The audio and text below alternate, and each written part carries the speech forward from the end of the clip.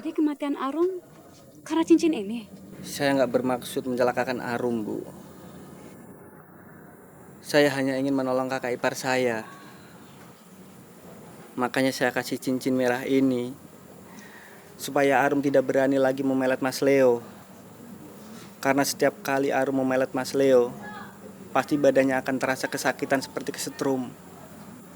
Mungkin karena Arum terlalu nekat, sampai-sampai dia kehilangan nyawanya.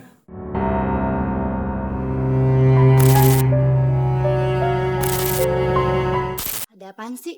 Kopi dari tadi mandir sama dua laki-laki itu? Siapa mereka? Iya, mandiinnya juga lama banget. Dari tadi belum siap juga. Iya, padahal dari tadi dibawa ke belakang. Kok belum selesai juga dimandikannya?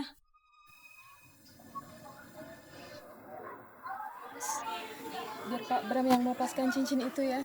Silakan, Pak, silakan.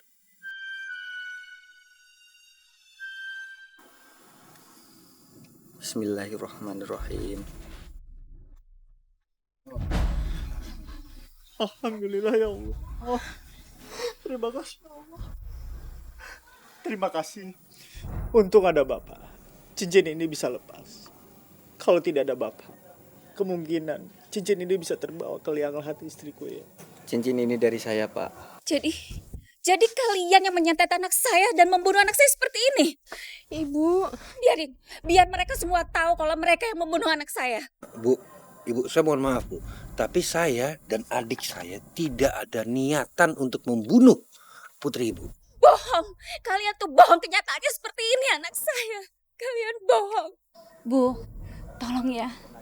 Jangan bertengkar di depan jenazah. Gak baik. Nggak ada yang nyantet Arum, Bu. Arum meninggal karena niat jahatnya sendiri. Dia sudah memelet Pak Leo supaya tidak dipecat dari perusahaan. Tapi pelet itu malah bikin Pak Leo bersikap aneh dan tak terkendali. Sampai-sampai semua urusan perusahaan mau dilimpahkan semua sama Arum. Makanya saya kasih cincin merah ini supaya Pak Leo tidak dipelet lagi.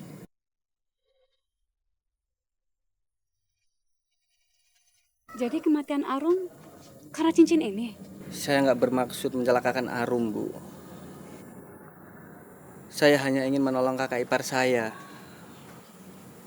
Makanya saya kasih cincin merah ini supaya Arum tidak berani lagi memelet Mas Leo.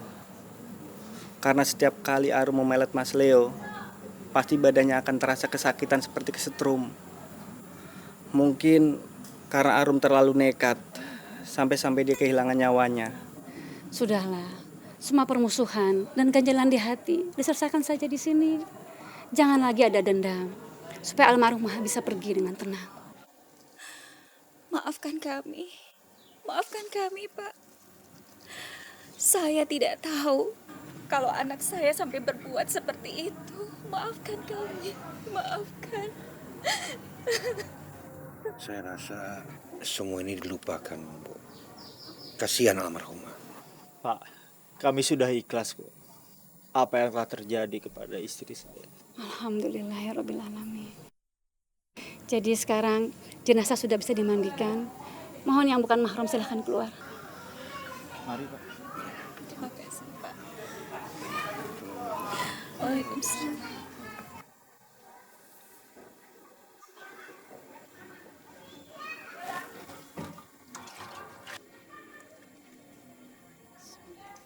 Nawaitu ghusla lihazihil maitati lillahi ta'ala.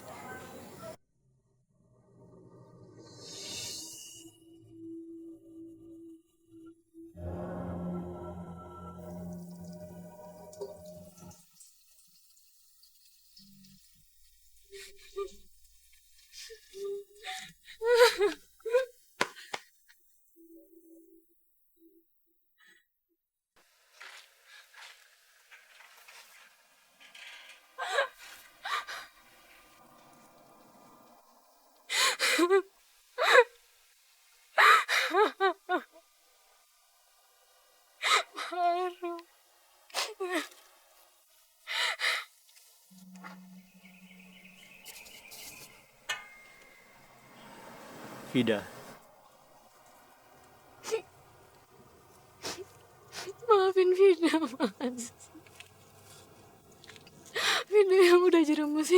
Arum. Hingga Mbak Arum meninggal. Vida yang ngajak Mbak Arum ke dukun untuk menyantet Pak Leo. Astagfirullahaladzim. Kenapa kalian lakukan itu sih? Vida cuma pengen nolong Mbak Arum.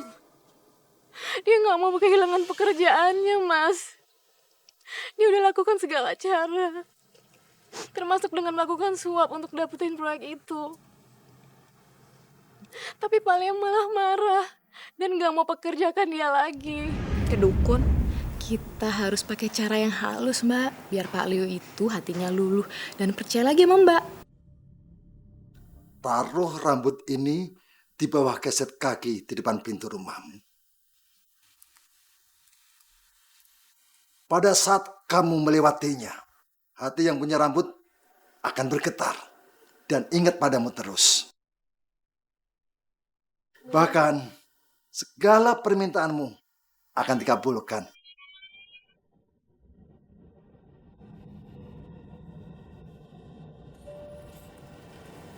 Mulai besok, kamu yang nyapu ruangan dan teras ini, ya. Jangan sampai ibu. Ingat, nanti takutnya kesapu pula nih rambut. Ya udah, kita masuk ya.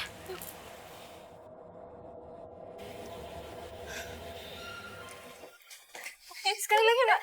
Iya, lagi. Aku mau cobain dong. Jangan. Ntar Pak Leo naksir kamu lagi. Masuk. Terus proyek itu malah dialihkan ke Pak Bram. Kamu tahu nggak? Apa yang kalian perbuat itu adalah musyrik. Dilarang sama Allah.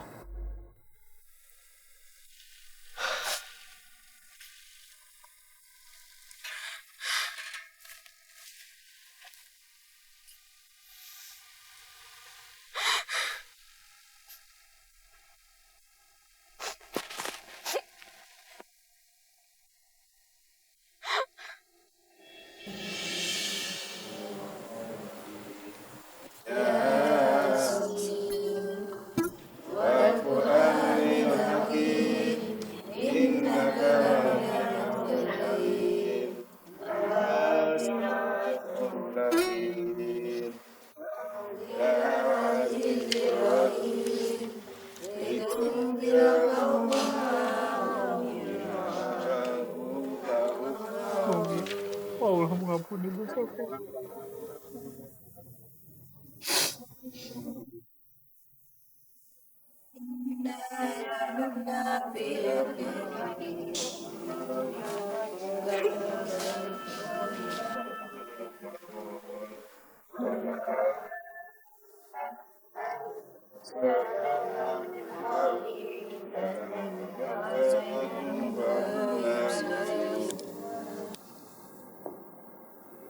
Vida, kenapa kamu di sini? Kamu nggak mau mencium kakakmu untuk yang terakhir kali? Ya sudah, kalau kamu nggak kuat, kamu nggak perlu mencium. Langsung kebumikan saja, Bu Ustazah. Saya nggak kuat untuk menciumnya. Maafin Vida, Kak.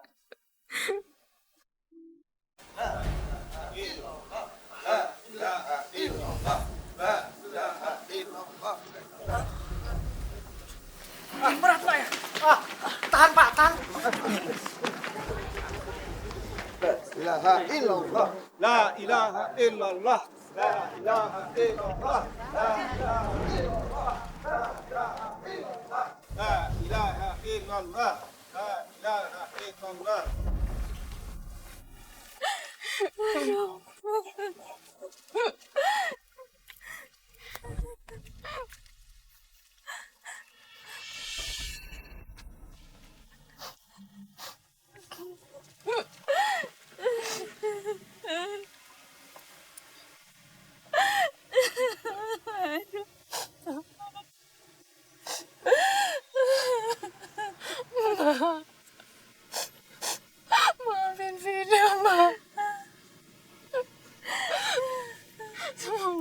mendapatkan tempat yang layak di sisi Allah.